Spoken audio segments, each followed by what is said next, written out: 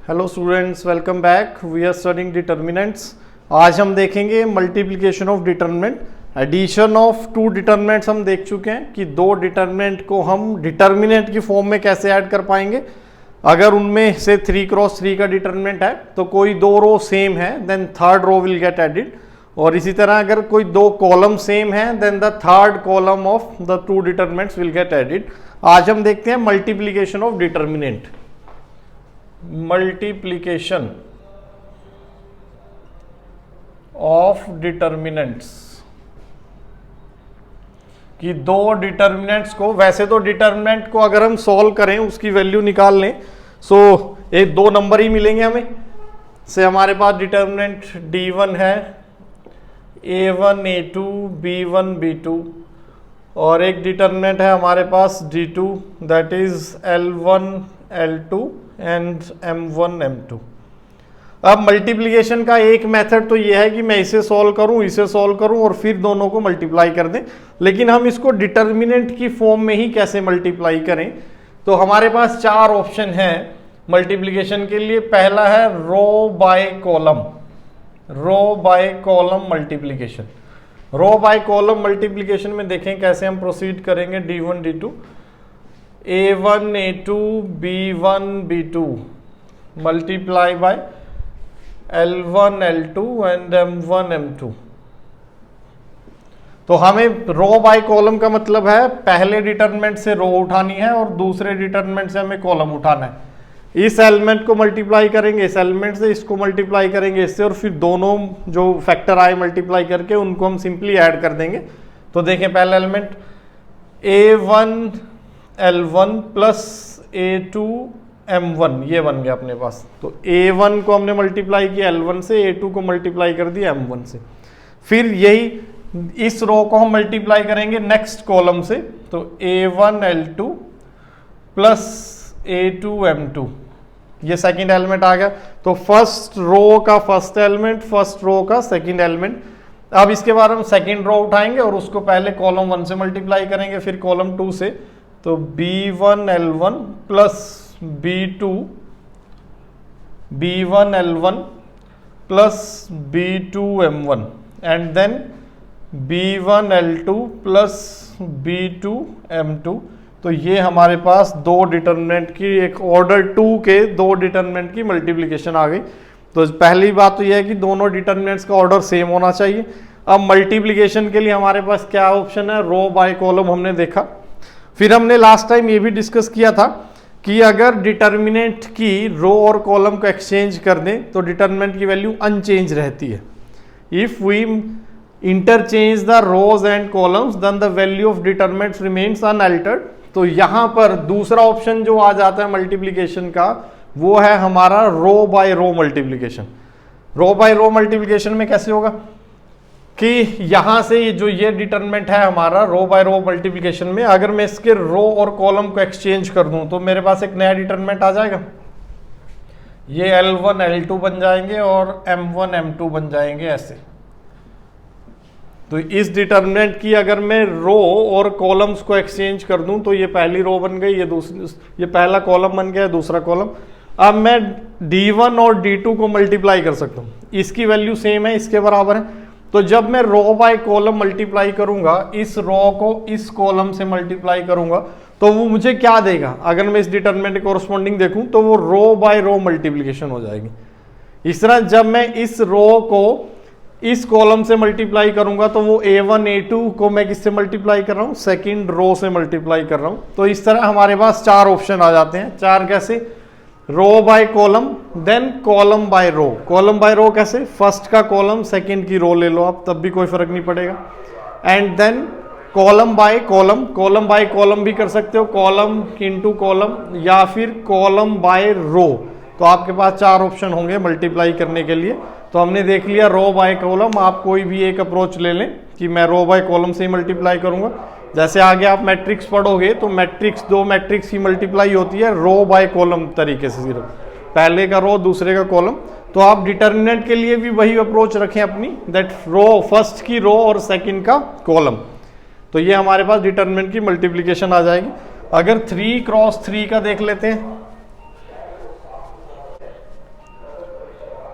3x3 के लिए देखें, A11, A12, A13, A21, A22, A23, A31, A32, A33। इस डिटर्मिनेंट को हमें मल्टीप्लाई करना है, ये D1 है से हमारा, और हम D2 ले लेते हैं, B11, B12, B13, B21, B22, B23, B31, B32, B33। तो ये हमारे दो ऑर्डर 3 के डिटर्मिनेंट हैं, हमें इन दोनों को मल्टीप्लाई करना है। तो देखें भाई क्या आएगा। अगेन हमें एक ऑर्डर 3 का डिटर्मिनेंट मिल जाएगा, कैसे? तो रो बाय कॉलम मल्टीप्लाई करना है हमें, रो बाय कॉलम।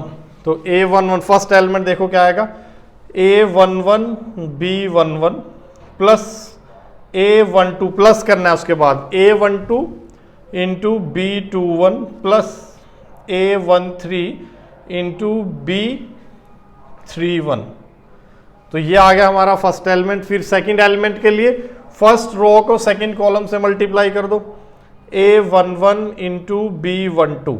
तो A11 को आप सेकंड कॉलम से मल्टीप्लाई करना है, A12 plus into B22 plus A13 into B32। ये हमारा सेकंड एलिमेंट आ गया, फर्स्ट रो का सेकंड एलिमेंट।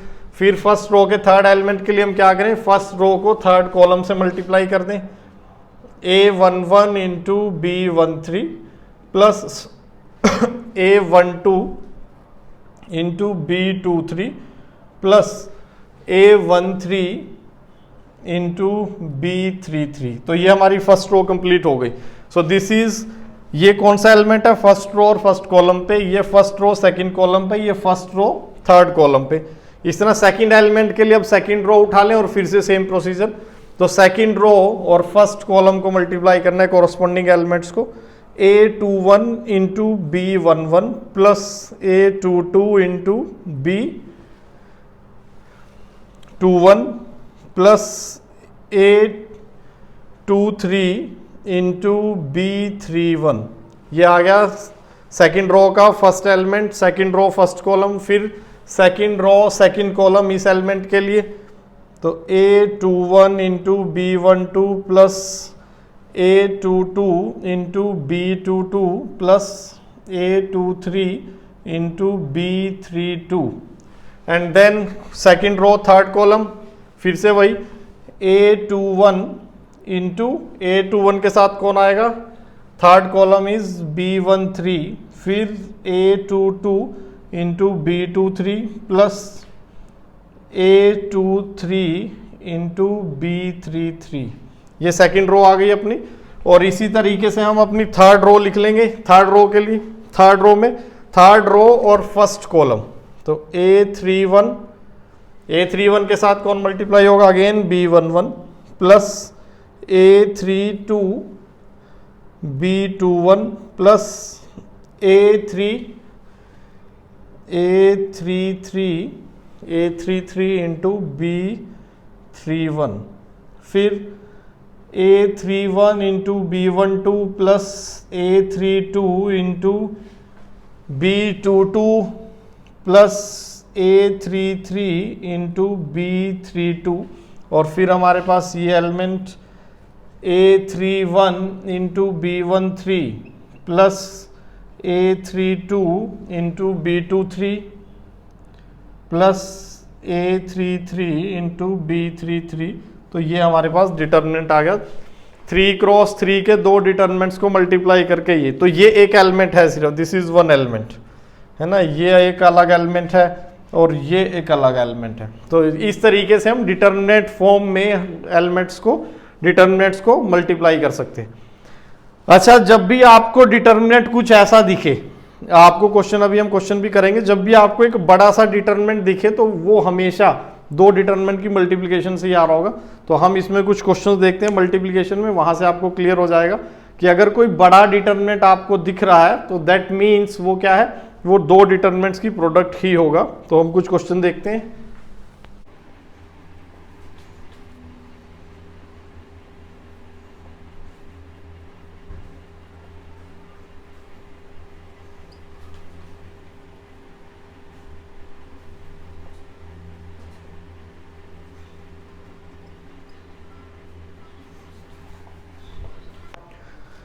तो देखिए भाई हमारे पास ये क्वेश्चन है, show that this determinant is equal to 0। तो जब भी आपको डिटर्मिनेंट की एक टर्म दो का सम दिख रही हो कि भी ये है, यहां पर भी मल्टीप्लाई करके कुछ है, यहां पर भी, तो ये हमें दिख रहा है कि दो डिटर्मिनेंट की मल्टीप्लाई से ही शायद ये टर्म हमारी आ सकती है। तो जब भी हमारे पास इस टाइप का डिटर्मिनेंट हो, हम इसको कंपेयर करने की कोशिश करें प्रोडक्ट ऑफ टू डिटर्मिनेंट से, क्योंकि हमें दिख रहा है देखो A1 B1 A1 B1 A1 B1, तो ये कुछ ऐसा है कि फर्स्ट रो को, फर्स्ट एक डिटर्मिनेंट है मेरे पास A1 B1 और कोई एक दूसरा डिटर्मिनेंट है जहां पर लिखा हुआ है L1 M1, इस टाइप से L1 M1 और फिर L2 M2 और फिर L3 M3, यहां पर कुछ ऐसा लिखा हुआ है A1 B1 फिर A2 B2 and then A3 B3, कुछ इस टाइप से है। तो अगर मैं देखो इन दो को डिटरमिनेंट मान लूं, अब ये डिटरमिनेंट बने नहीं है, लेकिन एक में एक रो कम है और एक में कॉलम कम है, इस टाइप से है। लेकिन अगर आप इनकी मल्टीप्लाई करोगे तो देखो क्या आएगा, A1 L1 row by column A1 L1 plus B1 M1, तो ये फर्स्ट एलिमेंट मिल जाएगा। इस तरह सेकंड एलिमेंट के लिए हम क्या करें, फर्स्ट रो को सेकंड कॉलम से मल्टीप्लाई कर दो तो ये मिल जाएगा, फर्स्ट रो को थर्ड कॉलम से मल्टीप्लाई कर दो तो ये मिल जाएगा। लेकिन अभी ये डिटर्मिनेंट ही नहीं बने तो हम इन्हें मल्टीप्लाई नहीं कर सकते। अब डिटर्मिनेंट कैसे बनाएं, देखो इसमें एक एक एलिमेंट और ऐड कर दो, C1 C2 C3 है ना, ये रैंडम मैंने अपनी तरफ से कोई भी एलिमेंट, आप कुछ भी रख सकते हो यहाँ पर, ये कॉलम आप रैंडमली कोई भी रख सकते हो, और इसकी जो एक रो रखनी है वो रखनी है आपको 0 0 0। तो जब मैं यहां पर A1 L1, अब जब मैं C1 को 0 से मल्टीप्लाई करूंगा तो ये क्या आ जाएगा, +0। यहां पर भी मैं क्या कर दूं, +0, और यहां पर भी हम क्या कर सकते हैं, +0, यहां पर भी +0 +0 +0 +0 +0 ऐसे। तो आपको ये खुद पहचानना है कि भाई ये जो डिटरमिनेंट था ये हमारा दो डिटरमिनेंट्स की प्रोडक्ट से आ रहा है, तो इसको हमने दो डिटरमिनेंट में ब्रेक किया, और हिंट हमें मिला कि A1 B1 यहां भी है, A1 B1 यहां भी है, और A1 B1 यहां भी है, और यहां पर क्या है L1 M1 L2 M2, तो एक रो बना ली थी मैंने और एक कॉलम, फिर अगला कॉलम अगला कॉलम। अब एक हमेशा ऐसा ही होगा, एक डिटरमिनेंट में एक रो या एक कॉलम बचेगा। अगर मैं रो बाय रो मल्टीप्लाई करता तो L1 M1 एक रो हो जाती, L2 M2 दूसरी, L3 M3 तीसरी, तो यहां पर भी क्या बचता, एक कॉलम बच जाता। तो हमेशा ऐसा होगा जब ये अधूरा होगा कि इसमें एक एक टर्म नहीं है, तो एक डिटरमिनेंट की एक रो या एक कॉलम 0 हो जाएगी, और हमें पता है कि अगर किसी डिटरमिनेंट की पूरी रो 0 है तो वो डिटरमिनेंट क्या होगा, 0। तो C1 C2 C3 ऐड करने से चेंज कुछ भी वैल्यू दे दो आप इन्हें तो कोई फर्क ही नहीं पड़ेगा, क्योंकि दिस इनटू समथिंग ये क्या होगा हमारा 0। तो आंसर क्या आ गया भाई, 0 आ गया, क्योंकि इस डिटरमिनेंट की वैल्यू क्या है, 0। हमें बस ये एक्सप्रेशन पहचाननी है कि ये कैसे आई। एक और क्वेश्चन देखते हैं, वहां से और क्लियर होगा। तो देखिए नेक्स्ट डिटरमिनेंट आ गया, नेक्स्ट प्रॉब्लम देखते हैं हम। नेक्स्ट क्वेश्चन हमारा, prove that this determinant is 0। तो इस डिटरमिनेंट की पहले हम टर्म्स एनालाइज करते हैं। पहली जो टर्म है वो है 2, फिर है alpha plus beta gamma plus delta, और फिर है अल्फा बीटा। तो फिर आगे देखो आप, अल्फा प्लस बीटा ये दोनों टर्म्स तो सेम है, यहां पर अल्फा प्लस बीटा और गामा प्लस डेल्टा ये दोनों मल्टीप्लाई हो रखे हैं, साथ में एक 2 भी है, और यहां पर अल्फा बीटा के साथ मल्टीप्लाई कौन हुआ, अल्फा गामा प्लस डेल्टा, और गामा डेल्टा के साथ मल्टीप्लाई कौन हुआ, अल्फा प्लस बीटा। तो यहां से हमें हिंट मिल रहा है कि भाई जो हमारा नया डिटरमिनेंट आएगा, जो हमारे दो डिटरमिनेंट ब्रेक होंगे, उसमें एक एलिमेंट अल्फा प्लस बीटा होना चाहिए, एक एलिमेंट गामा प्लस डेल्टा भी होना चाहिए, एक एलिमेंट अल्फा बीटा होना चाहिए, और एक एलिमेंट गामा डेल्टा होना चाहिए। फिर ये 2 कैसे आएगा, 2 को हम ऐसे ब्रेक कर सकते हैं, 2 को हम ऐसे लिख सकते हैं 1 × 1 प्लस 1 × 1, ऐसे लिख सकते हैं ना हम 2 को, 1 × 1 प्लस 1 × 1। तो यहां से हमारा 2 भी ब्रेक हो गया। तो जब भी डिटरमिनेंट कॉम्प्लिकेट दिखे, अब इतने सारे इसमें वेरिएबल्स हैं और बड़ा कॉम्प्लिकेटेड सा डिटरमिनेंट है, इसको आप वैसे 0 नहीं कर पाओगे कि मैं इसे इसमें कुछ ऑपरेशन लगाकर इसको 0 करूं, हो जाएगा लेकिन बहुत कॉम्प्लिकेटेड होगा। तो हम इसे प्रोडक्ट में ब्रेक करने की कोशिश करते हैं। तो यहां से मुझे ये तो हिंट मिल गया कि ये इसके फर्स्ट और सेकंड ये 1 1 होने चाहिए। तो मैं डिटरमिनेंट लिखता जाता हूं, कि पहला ही रो का पहला एलिमेंट और दूसरा एलिमेंट 1 1 हो, तभी जाके ये 1 इंटू 1, और यहाँ पर भी जो पहला कॉलम है उसका फर्स्ट और सेकंड एलिमेंट 1 और 1 होना चाहिए। तो 1 इंटू 1 देखें, 1 इंटू 1 1 आ गया, 1 इंटू 1 1 आ गया, तो पहला तो ये क्लियर हो गया। अब दूसरा क्या है, alpha plus beta gamma plus delta. तो जो हमारा सेकंड कॉलम है वो क्या होना चाहिए, अब हम क्या करेंगे, फर्स्ट रो को सेकंड कॉलम से मल्टीप्लाई करेंगे ना इस एलिमेंट के लिए। तो हम क्या ऑप्शन रख सकते हैं कि ये एलिमेंट हमारा अल्फा प्लस बीटा हो जाए और ये gamma plus delta.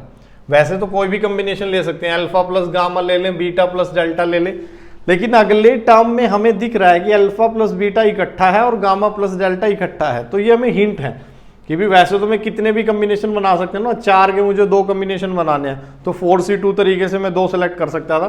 4C2 mean 6 तरीके से मैं ये कॉम्बिनेशन लिख सकता हूँ, या इनफैक्ट 12 तरीके से लिख सकता हूँ इन्हें इंटरचेंज भी करके। लेकिन मुझे इस फैक्टर की हेल्प से पता चल गया कि अल्फा प्लस बीटा को इकट्ठा रखना है और गामा प्लस डेल्टा को इकट्ठा रखना है। तो देखो अब 1 इंटू अल्फा प्लस बीटा और 1 into gamma plus delta, second factor भी आ गया। अब बात करते हैं थर्ड की।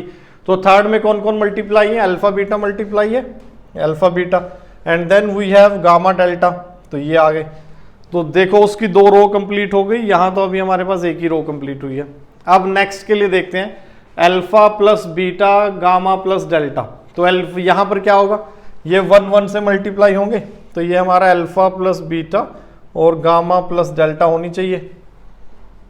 अब सेकंड रो को हम मल्टीप्लाई करेंगे फर्स्ट कॉलम से, तो ये एलिमेंट आ गया। देखो यहाँ पर अल्फा प्लस बीटा किससे मल्टीप्लाई होगा, देखें अल्फा प्लस बीटा से, तो वो तो अल्फा प्लस बीटा का स्क्वायर हो जाएगा और गामा प्लस डेल्टा का स्क्वायर हो जाएगा, लेकिन हमें क्या चाहिए, ट्वाइस। तो अब यहां से मैंने क्या लिया था, यहाँ अल्फा प्लस बीटा, यहाँ गामा प्लस डेल्टा, लेकिन उससे ये दूसरा एलिमेंट जनरेट नहीं हो रहा है। सेकंड रो को सेकंड कॉलम से मल्टीप्लाई करो तो क्या बनेगा, alpha plus beta square gamma plus delta square.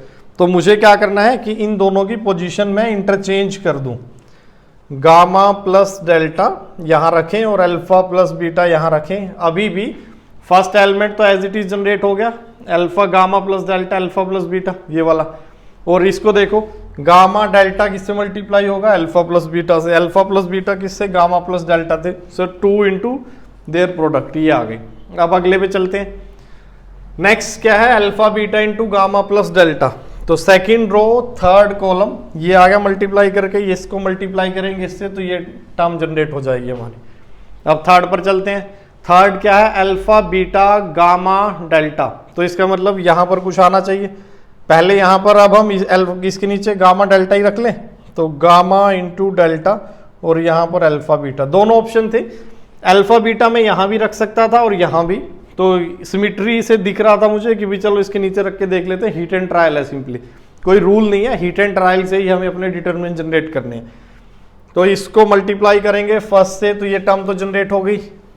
फिर इसको मल्टीप्लाई करेंगे हम इससे, gamma delta into alpha plus beta और alpha beta into gamma plus delta, तो ये टर्म भी जनरेट हो गई। और फिर अब हम इसके साथ कि अब किसके साथ मल्टीप्लाई करना है, gamma delta into alpha beta, तो अल्फा बीटा गामा डेल्टा एक बार, फिर alpha beta into gamma delta 2 बार, ये भी जनरेट हो गई। तो हमारी ये तीनों टर्म्स जनरेट हो गई। अब डिटरमिनेंट को पूरा करने के लिए क्या करें, यहाँ पर आप कुछ भी डाल दो, से 0 0 0 डाल दूं मैं, तब भी इनकी प्रोडक्ट तो सेम ही रहेगी।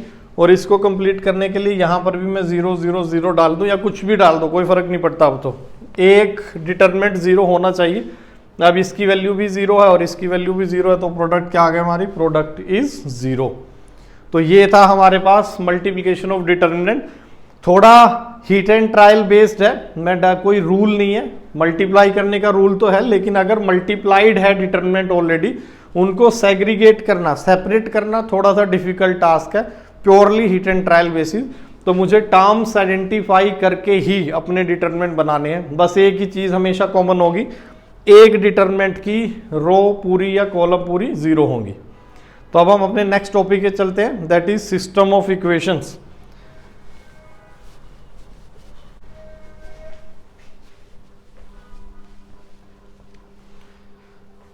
Next topic is system of equation, system of linear equation, in fact solution of system of linear equation with the help of determinants.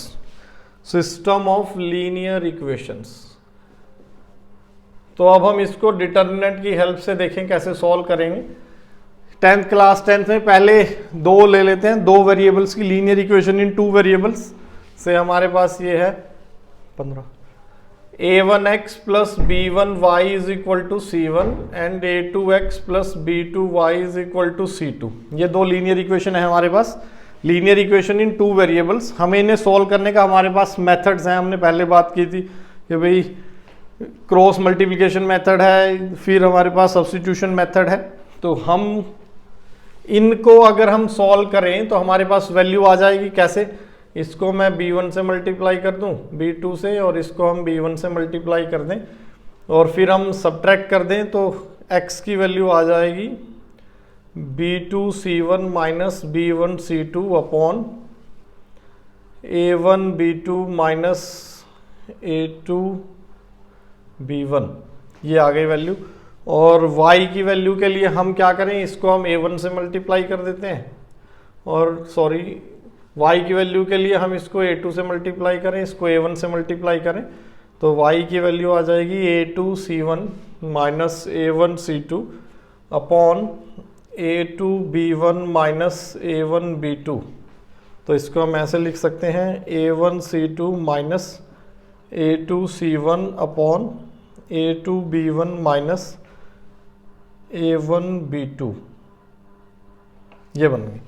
तो ये x और y की वैल्यूज हमने एलिमिनेशन मेथड से या क्रॉस मल्टीप्लिकेशन मेथड से values निकाल ली। System of equation, system of linear equation in two variables. तो सिस्टम का मतलब क्या होता है, जब एक से ज्यादा इक्वेशन आती हैं दैट बिकम्स ए सिस्टम, उसको हम एक सिस्टम कह देते हैं, that it is a system of equation. क्योंकि लीनियर इक्वेशन है तो सिस्टम ऑफ लीनियर इक्वेशन, क्योंकि दो वेरिएबल है so it is a system of linear equation in two variables and we have to find the solution of this system of equation.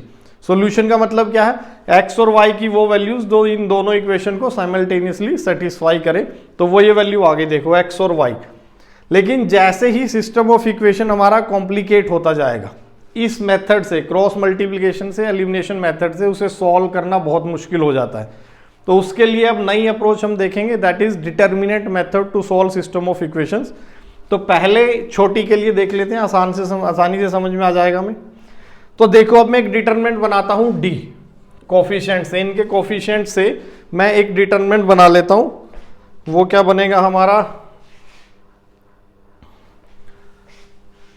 a1 b1 और a2 b2।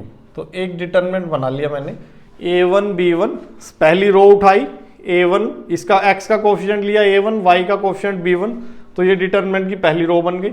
फिर दूसरी equation के coefficient लिए, x का coefficient, y का coefficient, a2 b2, एक determinant आ गया। अगर आप इसे सॉल्व करोगे तो देखो क्या मिलेगा, a1 b2 minus a2 b1 ही मिल जाएगा ना हमें, a1 b2 minus a2 b1। अगर आप इनका डिनोमिनेटर देखें तो ये थोड़ा सा गड़बड़ लिख दिया था हमने, इसको हम चेंज कर लेते हैं। देखो ये जो इक्वेशन है हमारी, ये इक्वेशन है, इससे अगर मैं माइनस कॉमन ले लूँ तो ये क्या बन जाएगी, a1 c2 minus a2 c1 upon denominator बन जाएगा a1 b2 minus a2 b1।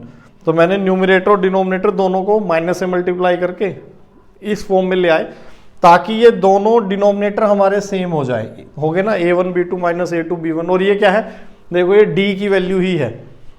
अब मैं एक और डिटरमिनेंट निकालता हूं d1। तो d1 क्या निकाला मैंने, ये जो थर्ड ये कांस्टेंट दिख रहे हैं c1 और c2, इस यहां इसे मैं एक कॉलम देखता हूं कि दिस इज एक कॉलम, और इस कॉलम से मैं ये फर्स्ट कॉलम रिप्लेस कर देता हूं a1 a2 की वैल्यू। तो मैं d1 कैसे बना रहा हूं, c1 c2 और यहां पर b1 b2। तो ये बना हमारा d1, एक नया डिटरमिनेंट। कैसे बना कि ये जो कांस्टेंट थे उठाकर इसको एज ए कॉलम देखा और जो d था उसका पहला कॉलम रिप्लेस कर दिया इससे। अब आप इसकी वैल्यू कैलकुलेट करें तो ये क्या आ जाएगा, b2 c1 minus b1 c2 आ जाएगा। इस तरह एक नया और डिटरमिनेंट बनाओ आप d2 कैसे बनाना है, इस बार ये जो कॉलम था c1 c2 इससे d का सेकंड कॉलम रिप्लेस कर दो। तो c1 c2 को हमें कहाँ पुट करना है, d के सेकंड कॉलम में यहाँ पर। तो ये बन जाएगा हमारे पास a1 a2 C1 C2। अब हम इसे अगर कैलकुलेट करेंगे तो ये आ जाएगा A1 C2 minus A2 C1 upon ये बन जाएगा A1 C2 minus A2 C1। तो अब हम देखें x की वैल्यू क्या है, x की वैल्यू, वैल्यूज ऑफ x की वैल्यू क्या है देखें भाई, क्या x की वैल्यू d1 क्या है B2 C1 minus B1 C2। तो मैं इसको रिप्लेस कर सकता हूं ना इस पूरी इक्वेशन को, ये हमारा d1 है और ये d है, तो x की वैल्यू क्या है हमारी d1 अपॉन d। इस तरह y की वैल्यू देखो क्या है, y है A1 C2 minus A2 C1 upon A1 B2, तो y की वैल्यू आ जाएगी d2 अपॉन d। तो इन एक्सप्रेशंस को याद रखना बहुत मुश्किल था कि अगर मुझे x और y की वैल्यू याद रखनी है तो मैं इन्हें याद नहीं कर सकता, लेकिन यहां पर x की value d1 upon d, y की वैल्यू d2 अपॉन d याद रखना आसान है। दूसरा d1 कैसे, d1 d2 और d है क्या, d कैसे बनाया हमने, बस हमें एक मेथड सीखना है, तो इसे हम कह देते हैं, जो कहते हैं ना शॉर्टकट, वो शॉर्टकट है, एक नया टूल है, उसकी हेल्प से हमने सिस्टम को बहुत जल्दी सॉल्व कर लिया। अब जैसे हमें सिस्टम ऑफ इक्वेशंस दिखेगा तो हम क्या करेंगे, डी निकालेंगे। सबसे पहले डी क्या होगा, पहली रो उठाई वेरिएबल्स के कोफिशिएंट से, वेरिएबल के कोफिशिएंट से क्या बनेगा डी, तो पहली रो दूसरी रो बन गई। फिर d1 कैसे आएगा कि जो हमारा d आया है उसका पहला कॉलम किससे रिप्लेस करना है, कांस्टेंट से। फिर d2 कैसे आएगा, दूसरे कॉलम को रिप्लेस करना है कांस्टेंट से। तो ये हमारा मेथड है, इसको हम कहते हैं determinant method.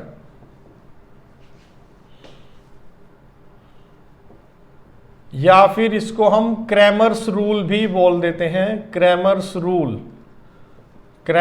Rule to solve system of equations. तो क्रैमर्स रूल, डिटर्मिनेंट मेथड या डेल्टा मेथड भी बोल देते हैं, to solve system of linear equation. ये था हमारा जब 2 वेरिएबल में थी लीनियर इक्वेशन। अगर 3 वेरिएबल में होती हैं तब भी सेम है। तो 3 वेरिएबल के लिए देखते हैं एक बार कैसे हम सिस्टम को सॉल्व करेंगे, system of linear equation in 3 variables, और उसको डिटर्मिनेंट की हेल्प से कैसे सॉल्व करना है वो देखते हैं। बस ये प्रोसेस सारी सेम है, पहले d निकालना है, फिर d1 निकालना है, d2 निकालना है, और उसके बाद हमारे पास आंसर आ जाएगा। तो देखते हैं भाई, system of linear equation in 3 variables, जो आपके सिलेबस में है, 2 और 3 वेरिएबल्स ही आपके सिलेबस में है, उसके आगे नहीं है। System of linear equation in 3 variables a1x plus b1y plus c1z is equal to d1। तो इस बार 3 वेरिएबल है x, y and z। Linear equation in 2 variables क्या रिप्रेजेंट करती है, स्ट्रेट लाइन। ये हमने क्लास 10th में पढ़ लिया था, linear equation in 2 variable represent से straight line. Similarly linear equation in 3 variables, ये भी कोई कर्व तो रिप्रेजेंट करती होगी ना, 3 वेरिएबल x, y, z। तो अब हम 3D में बात कर रहे हैं, तो 3 variables, linear equation in 3 variables, it represents a plane. तो इस प्लेन की इक्वेशन होगी कोई, अगर मैं 3 एक्सिस लूं, x एक्सिस, y एक्सिस और z एक्सिस, तो उसके कोरोस्पोंडिंग इस प्लेन की कोई ना कोई इक्वेशन आ जाएगी, और वो क्या होती है, लीनियर इक्वेशन इन 3 वेरिएबल्स। तो आगे हम जब 3D पढ़ेंगे तो ये इक्वेशन डिराइव करेंगे क्यों ये प्लेन की इक्वेशन है। तो अभी के लिए हम सिर्फ मान के चल लेते हैं, याद कर लेते हैं कि linear equation in 3 variable represents a plane. तो ये किसी प्लेन की इक्वेशन है, जैसे ये एक प्लेन है, इस प्लेन की इक्वेशन है, फिर उधर एक वो प्लेन है, ये एक प्लेन आ गया, या फिर मैं ऐसे से, ये मेरा हाथ है, प्लेन है, से इसको रोटेट करता रहूं तो अलग अलग प्लेन आते रहेंगे ना, ये सारे अलग अलग प्लेन है, उन सब की इक्वेशन कैसी होगी, लीनियर इक्वेशन इन 3 वेरिएबल्स। तो अब मुझे 3 प्लेन्स का इंटरसेक्शन देखना है। तो 2 प्लेन है, जैसे ये 2 प्लेन है, एक प्लेन ये है, एक प्लेन ये है, तो ये इंटरसेक्ट कर गए ना, इंटरसेक्ट करके क्या दे रहे हैं, line.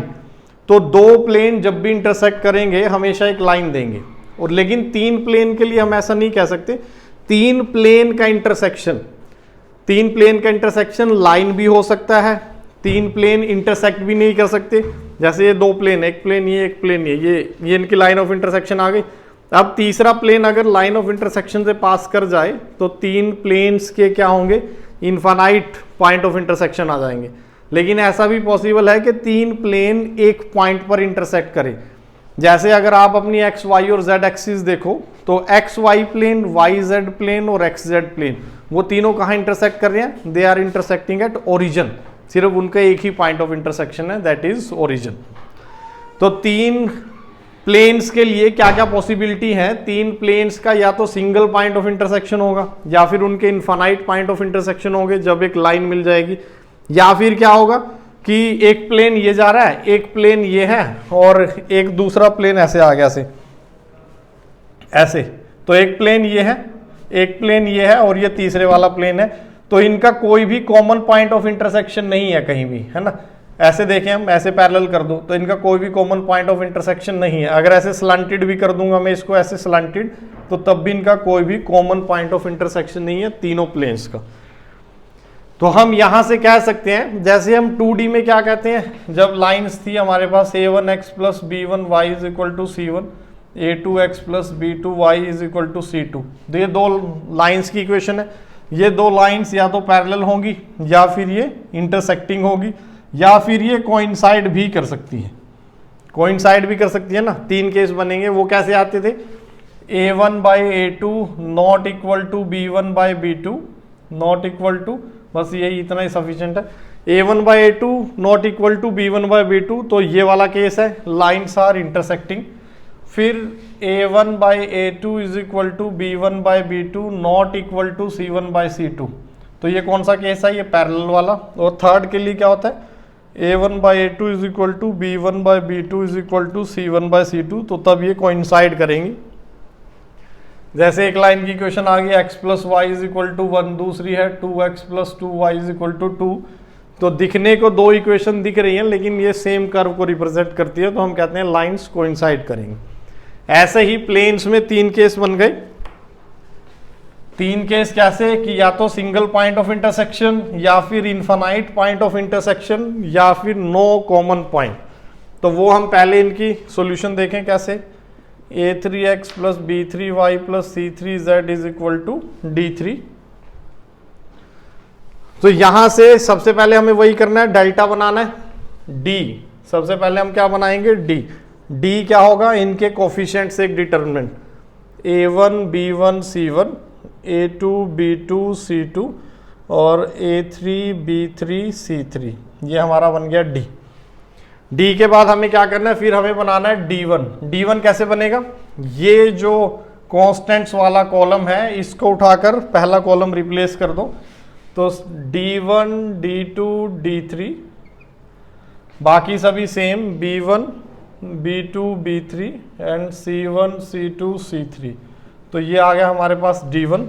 And then we have d2 में क्या करेंगे, इसको उठाकर सेकंड कॉलम रिप्लेस कर दें आप, तो a1 a2 a3, first column as it is आ गया d का, first column as it is, second column replace करना है किससे, d1 d2 d3 से, d1 d2 d3 and then third column as it is c1 c2 c3, ये बन गया हमारा d2। इस तरह d3 क्या आएगा, d3 में first column as it is, second column as it is d का, लेकिन थर्ड कॉलम क्या हो जाएगा, d1 d2 d3, d1 d2 d3। अब x की वैल्यू क्या आएगी, x की वैल्यू, तो अलग अलग केस बनेंगे। अगर d जीरो नहीं होता है, if d is non zero, तो x की वैल्यू आ जाएगी हमारी d1 अपॉन d, y की वैल्यू आ जाएगी d2 upon d and z की वैल्यू आ जाएगी d3 अपॉन d। तो ये सिस्टम ऑफ लीनियर इक्वेशंस का सॉल्यूशन आ गया कि अगर तीनों प्लेन एक यूनिक पॉइंट पर इंटरसेक्ट करते हैं तो वो कब करेंगे, जब d हमारा जीरो नहीं होगा। अगर d जीरो हो गया तो तब तो ये डिफाइन ही नहीं है ना, तो अगर d हमारा जीरो नहीं होगा तो सॉल्यूशन आ जाएगा x y z। अब हम आगे डिफरेंट टाइप ऑफ सॉल्यूशंस पर कमेंट करते हैं। So with the help of determinants we can find the solution of the system of equation. x की वैल्यू आ गई थी अपने d1 upon d, y is d2 upon d, z is d3 upon d। ये values आई कैसे, simply वही अपने पास कि पहले हमने सब्स्टिट्यूशन मेथड से कि इन दो इक्वेशन को एट ए टाइम सॉल्व करके हम x और y की वैल्यू निकाल लें, फिर वहां से जो एक्सप्रेशन जनरेट हुई थी, x की जो वैल्यू आई थी उसके कोरोस्पोंडिंग हमने डिटरमिनेंट लिखे। तो वहां से जो x की वैल्यू आई थी उसका न्यूमरेटर को हम d1 कह रहे हैं, डिनोमिनेटर को d कह रहे हैं। तो अब डिफरेंट केस बनते हैं। System of equations always solvable नहीं होता। ऑलवेज सोल्वेबल नहीं होता मतलब जैसे हमने बात की थी कि अगर हमारे पास तीन प्लेन हैं, दो प्लेन ऐसे हैं इस तरह इंटरसेक्ट कर रहे हैं। तो दो प्लेन के बारे में देखें, थोड़ा सा ज्योमेट्रिकली देखते हैं हम इसमें। प्लेन हमने कहा था ना कि ये प्लेन की इक्वेशंस है। तो अगर दो प्लेन पैरेलल हुए और तीसरा प्लेन अब कैसे भी हो, किसी भी एंगल पर हो, तो इनका कोई भी कॉमन सॉल्यूशन नहीं है। तीनों प्लेन का कोई भी कॉमन सॉल्यूशन नहीं है। तो सिस्टम ऑफ इक्वेशंस, यहां पर सिस्टम ऑफ इक्वेशन के हम सॉल्यूशन को कैटेगराइज कर लेते हैं। Solution of system of equations. तो सिस्टम ऑफ इक्वेशंस अगर ये सॉल्वेबल हैं तो हम इनको कहते हैं कंसिस्टेंट सिस्टम ऑफ इक्वेशन।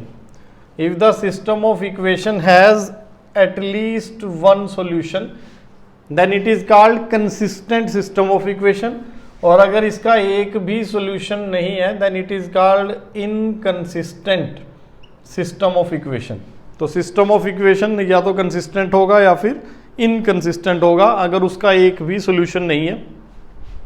अगर टू वेरिएबल्स में बात करें, टू वेरिएबल्स में क्या होगा कि अगर लाइन हमारी दोनों लाइन पैरेलल हैं then the system of equation is inconsistent. For example x plus y is equal to 1, 2x plus 2y is equal to 4। तो ये दोनों लाइन हमारी पैरेलल हैं। इसकी स्लोप कितनी है, -1 है, इसकी स्लोप भी अपनी -1 है। These two lines are parallel. इस टाइप से ये कहीं भी इंटरसेक्ट नहीं करेगी, तो इन दोनों इक्वेशंस का कोई भी कॉमन सॉल्यूशन नहीं आएगा। Therefore this system of equation is inconsistent. तो यहां से हमें कैसे पता चलेगा, अभी हम कंसिस्टेंट और इनकंसिस्टेंट को D1, D2, D3 से मैप कर देंगे।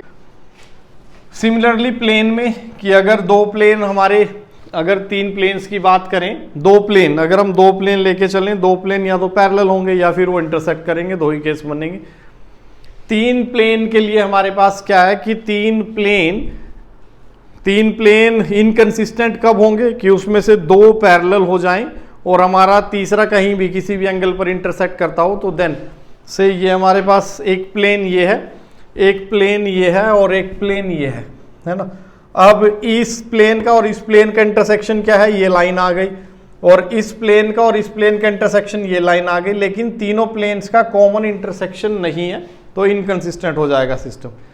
हमारे लिए इनकंसिस्टेंट कब होगा सिस्टम भाई, यहां से हम कैसे कहें कि सिस्टम इनकंसिस्टेंट होगा, अगर हमारा D 0 हो जाए। इफ D इज 0, अगर D 0 हो जाए और D1, D2, D3 में से एटलीस्ट एक नॉन जीरो हो जाए, at least one of D1, D2, D3 is non zero, तो then the system of equations will be inconsistent. अगर D 0 हो गया और D1 नॉन जीरो हो गया तो नॉन जीरो अपॉन जीरो क्या हो जाएगा, undefined, that is x is not undefined. तो इनमें से कोई एक नॉन जीरो हो जाए, D1, D2, D3 में से कोई भी एक अगर नॉन जीरो हो गया then the system of equation is inconsistent. तो इनकंसिस्टेंट कब होगी, उसके लिए पहले D 0 चाहिए और at least one of D1, D2, D3 is non zero. Consistent कब होगी, कंसिस्टेंट में दो केस बन जाएंगे फिर अपने पास, या तो यूनिक सॉल्यूशन, यूनिक सॉल्यूशन मतलब एक ही सॉल्यूशन आया, जैसे तीन प्लेन XY, YZ और XZ प्लेन वो ओरिजिन पर इंटरसेक्ट कर गए, that is called unique solution, एक ही सॉल्यूशन आया। या फिर infinite many solution, infinite many solutions. तो इनफाइनाइट मैनी सॉल्यूशंस कैसे आएंगे, इक्वेशन इन थ्री वेरिएबल में कि दो प्लेन ये हैं, दो प्लेन ये भाई इंटरसेक्ट कर गए, यहाँ पर ये लाइन है इनकी लाइन ऑफ इंटरसेक्शन, और तीसरा प्लेन यहीं से पास हो जाए लाइन ऑफ इंटरसेक्शन से। तो जैसे एक प्लेन ये है, एक प्लेन ये है, एक प्लेन ये है, अब इनकी लाइन ऑफ इंटरसेक्शन क्या आ गई, ये लाइन ऑफ इंटरसेक्शन आ गई। लाइन ऑफ इंटरसेक्शन मतलब इनफाइनाइट पॉइंट्स पर अब ये इंटरसेक्ट कर रहे हैं, तो वो हो जाएंगे हमारे इनफाइनाइटली मैनी सॉल्यूशंस। इसके लिए कैसे हो, यूनिक सॉल्यूशन कब आएगा हमारा, D हमारा नॉन जीरो हो जाए। अगर D नॉन जीरो हो जाए तो XYZ यूनिक होंगे ना, if D is non zero then XYZ is unique. इसमें भी हम दो केस बना सकते हैं, एक तो ट्रिवियल सॉल्यूशन, ट्रिवियल सॉल्यूशन कब होगा, ट्रिवियल सॉल्यूशन XYZ तीनों जीरो, तो ऐसे सिस्टम ऑफ इक्वेशन जैसे ये है से हमारे पास ट्रिवियल सॉल्यूशन का मतलब क्या है, अगर x, y और z तीनों की वैल्यू जीरो आ जाए then that solution is called trivial solution. कब हो सकता है ऐसे डी नॉन जीरो है, अगर D1 D2 D3 तीनों जीरो आ जाए तो then the system of equation will become consistent. तो होगी वो, लेकिन उसका सोल्यूशन कैसा होगा, ट्रिवियल सोल्यूशन। ट्रिवियल सोल्यूशन के लिए हमें क्या यहां पर है D1 D2 and D3 this is zero, तो ये हमारा आ गया ट्रिवियल सोल्यूशन। तो अगर इसमें से नॉन ट्रिवियल सोल्यूशन का क्या हो जाएगा, नॉन ट्रिवियल सोल्यूशन में at least one of D1 D2 D3 is non zero. At least one of D1 D2 D3 is non zero. अगर इनमें से कोई एक XYZ में से नॉन जीरो हो गया then the solution is non trivial. तो यूनिक सोल्यूशन को दो कैटेगरी में डिवाइड किया, ट्रिवियल है या नॉन ट्रिवियल है। फिर उसके बाद इनफाइनाइट सॉल्यूशंस में भी इनफाइनाइट सॉल्यूशन के लिए क्या होगा हमारे पास, इनफाइनाइट सॉल्यूशन कब आएंगे भाई, when D1 D2 D3 all are zero. अगर D भी जीरो हो जाए और D1 D2 D3 भी जीरो हो जाए तब हमारे पास क्या आएंगे, इनफाइनाइटली मैनी सॉल्यूशन आ जाएंगे। तो यहां पर ये सभी सॉल्यूशन हमारे इसमें से, क्योंकि इनफाइनाइट सॉल्यूशन है, एक सॉल्यूशन आपको हमेशा 0 0 0 भी मिलेगा, तो नॉन ट्रिवियल केस के लिए हम इसको भी कंसीडर करते हैं। यहाँ पर तो इनफाइनाइट सॉल्यूशन आ गया ना, तो उसमें से एक ट्रिवियल होगा, बाकी सारे नॉन ट्रिवियल होंगे। तो ये हमारी कैटेगराइजेशन है।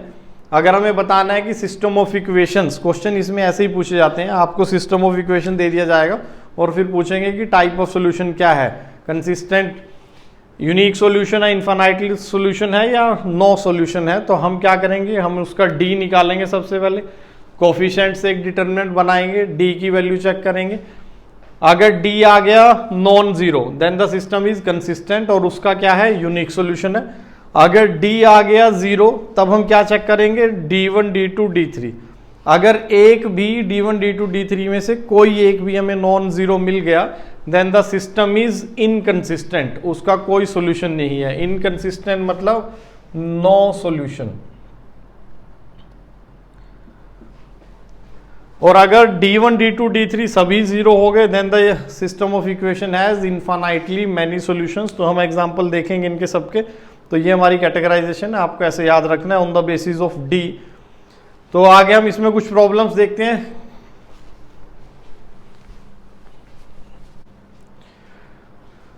देखें भाई, ये हमारे पास क्वेश्चन है, हमें चेक करना है टाइप ऑफ सॉल्यूशन कि इस इक्वेशन, ये सिस्टम ऑफ इक्वेशन कंसिस्टेंट है या इनकंसिस्टेंट है, और अगर कंसिस्टेंट है तो इसका यूनिक सॉल्यूशन है या इनफाइनाइटली मैनी सॉल्यूशन है।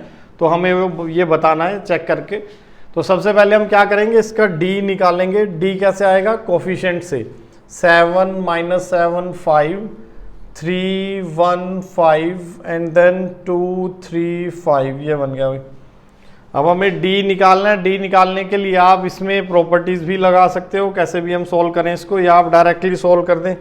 डायरेक्टली सॉल्व करके क्या आ जाएगा, 5 - 15 प्लस 7 × 15 - 10 प्लस 5 × कितना आ जाएगा, 9 - 2। तो ये कितना बना, -70, और यहाँ से कितना जाएगा ये +35, और यहाँ से कितना जाएगा +35। तो हमारा D कितना आ गया, 0। अगर D 0 आ गया तो अब कौन सा केस बनेगा, अगर D 0 हुआ, या तो इनकंसिस्टेंट या फिर इनफाइनाइटली मैनी सॉल्यूशन। तो D = 0 होने पर या तो सिस्टम इनकंसिस्टेंट होगा या इनफाइनाइटली मैनी सॉल्यूशन होंगे। वो कैसे पता चलेगा हमें, अब हम D1 D2 D3 की वैल्यू निकालेंगे। D1 कैसे आ जाएगा, D1 इज 3 7 5। पहले कॉलम को चेंज कर दिया हमने, 5 5 5। तो ये हमारे पास D1 आ गया कि जो हमारा कांस्टेंट वाला कॉलम था उसको रिप्लेस, फर्स्ट कॉलम को हमने रिप्लेस कर दिया 3 7 5 से। तो ये बन गया अपने पास D1। इसकी वैल्यू निकाल लेते हैं। D1 की वैल्यू हमारी आ जाएगी 3 × 5 - 15 प्लस 7 × 35 - 25 प्लस 5 × 21 - 5 तो ये कितना बना भी देखें, -10 -30 +70 और ये कितना आ जाएगा +16 × 5 80। So this is not equal to 0। ये हमारा 0 नहीं आया, और अगर ये 0 नहीं आया तो इसका मतलब क्या है, सिस्टम इज इनकंसिस्टेंट। तो अगर D 0 होता है, दो केस बनेंगे, या तो D1 D2 D3 सभी 0, तब आ जाएंगे इनफाइनाइटली मैनी सॉल्यूशन। और अगर एक भी D1 D2 D3 0 हो गया, एक भी, तो जैसे पहले D1 ही 0 हो गया, अब हमें D2 D3 चेक करने की जरूरत ही नहीं है, क्योंकि सिस्टम अब क्या है हमारा, इनकंसिस्टेंट है, सिस्टम इज इनकंसिस्टेंट। तो this is the first category of problem that has been asked, JEE में भी पूछे जाते हैं और आपके बोर्ड में पूछे जाते हैं। नेक्स्ट कैटेगरी देखिए किस टाइप से आते हैं प्रॉब्लम इसमें।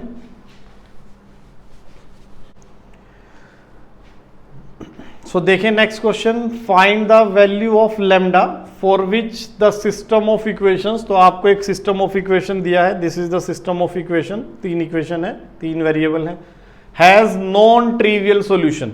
तो हमें लैम्डा की वो वैल्यू निकालनी है जिसके लिए सिस्टम ऑफ इक्वेशन का जो सॉल्यूशन है, पहली बात तो सॉल्यूशन आना चाहिए, इट इज सॉल्वेबल, कंसिस्टेंट होनी चाहिए।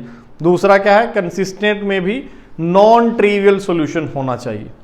तो अब हम क्या देखेंगे नॉन ट्रिवियल सॉल्यूशन के लिए, सबसे पहले D निकालते हैं। D क्या है हमारा, लैम्डा 1 1 -1 लैम्डा 1 और -1 -1 लैम्डा। तो ये हमारा D है। D1 कैसे आएगा, D1 के लिए हम क्या करेंगे, फर्स्ट कॉलम को रिप्लेस कर देंगे 0 0 0 से। तो 0 0 0 1 लैम्डा -1 1 1 लैम्डा, ऐसा बन जाएगा। तो ये वैल्यू क्या आ गई, 0, क्योंकि अगर किसी रो या किसी कॉलम की सभी एंट्री 0 है तो डिटरमिनेंट क्या होता है, 0, और यहाँ पर हमारा एक कॉलम पूरा 0 है, सो डिटरमिनेंट इज 0। इस तरह जब मैं D2 निकालूंगा, D2 के लिए क्या करूंगा, कॉलम 2 को रिप्लेस कर दूंगा इससे, फिर कॉलम 3 को रिप्लेस कर दूंगा 0 0 0 से। तो D1 D2 D3 तीनों क्या आ जाएंगे हमारे, 0 आ जाएंगे। अब नॉन ट्रिवियल सॉल्यूशन के लिए एक्स वाई जेड की वैल्यू क्या आई थी, देखो एक्स वाई जेड की वैल्यू अपनी आई थी D1/D, y की वैल्यू थी D2/D और z की वैल्यू है D3/D।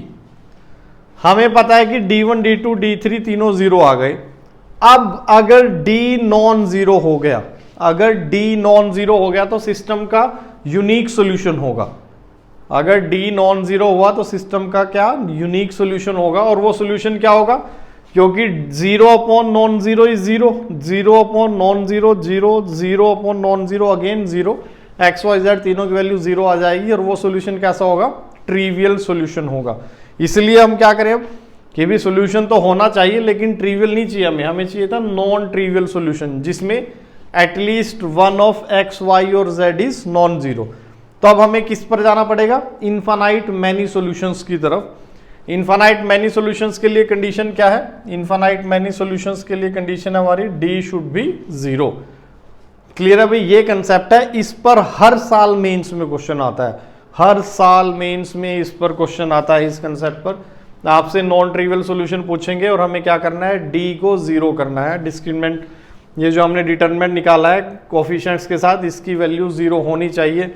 अब इसे सॉल्व कर लेते हैं हम डिटरमिनेंट को। देखो सॉल्व करो क्या बनेगा, lambda into lambda square plus 1 -1 into -1 into lambda is minus lambda plus 1 और फिर 1 into 1 plus lambda, this is equal to 0। इसे सॉल्व करना है हमें। तो lambda cube plus lambda -1 plus 1 plus lambda is equal to 0। So -1 से 1 तो cancel हुआ। ये क्या बना, lambda cube plus 3 lambda, this is equal to 0। तो लैम्डा की वैल्यू क्या आ गई, लैम्डा इक्वल टू 0 या फिर lambda square plus 3 is equal to 0। ये तो 0 हो नहीं सकता, तो हमें वैल्यू क्या मिली लैम्डा की, लैम्डा शुड बी 0। अगर लैम्डा 0 हो जाएगा तो इस सिस्टम ऑफ इक्वेशन के इनफाइनाइट सॉल्यूशन होंगे, इनफाइनाइट सॉल्यूशन होंगे। उसमें एक सॉल्यूशन 0 0 0 भी है। अगर आप एक्स वाई जेड तीनों को 0 डाल दो तो वो सिस्टम ऑफ इक्वेशन को सेटिस्फाई करेगा ना। एक्स वाई जेड तीनों को 0 डालो तो 0 + 0 + 0 इज 0, तीनों को सेटिस्फाई कर रहा है इक्वेशन को। तो इस सिस्टम ऑफ इक्वेशन का इनफाइनाइट सॉल्यूशन में से एक सॉल्यूशन है 0 0 0। देखें अगर हम लैम्डा को 0 कर दें तो इक्वेशंस क्या किस में रिड्यूस हो जाएंगी, इक्वेशन बन जाएगी y plus z equal to 0 और then minus x plus z equal to 0 and minus x minus y is equal to 0। तो इनफाइनाइट सॉल्यूशन कैसे आएंगे, किसी एक वेरिएबल को सॉल्व कर लो in terms of other variable. तो यहाँ से देखें x की हमारी वैल्यू क्या आ जाएगी, x is equal to minus y. इस तरह z की वैल्यू निकाल लेते हैं, z भी किसके बराबर है, z is equal to minus y के बराबर है। अब आप y को वैल्यू देते जाओ, y को जो भी आप वैल्यू दोगे उसके कोरस्पॉन्डिंग x और z की वैल्यू आ जाएगी। से y को दिया 0 तो x और z भी 0, y को दे दें अगर हम 1 तो x z क्या आ जाएगा 1 एंड 1।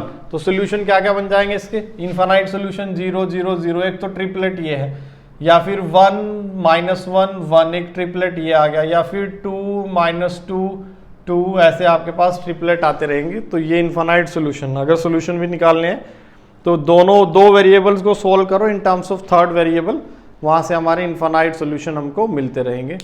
सो इस पर बेस्ड क्वेश्चन आते हैं, ये हमारा इंपॉर्टेंट कंसेप्ट है। हमें वो जो डायग्राम बनाया था पीछे ब्लॉक डायग्राम वो समझना है, वो मेन है। This is the application of determinant कि हम सिस्टम ऑफ लीनियर इक्वेशन को इससे बहुत आसानी से सॉल्व कर सकते हैं। क्लियर है भाई। तो अब हमारा डिटरमिनेंट खत्म, आप लोग मॉड्यूल कीजिए, उसके बाद हम नेक्स्ट टॉपिक पर शिफ्ट होते हैं। Okay, thank you.